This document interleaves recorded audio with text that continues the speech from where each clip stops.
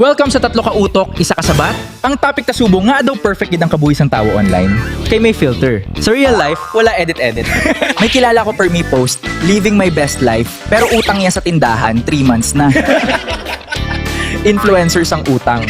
Reminder lang, hindi tanan nga makita online, kamugid ang kamatuoran. Kag hindi mo pag ikumpara ang kabuhi mo sa post ng iban.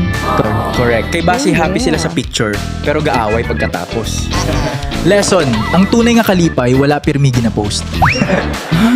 Guys, speaking of fake online, ang ginahambal ni Mito nga successful businessman sa bio ya.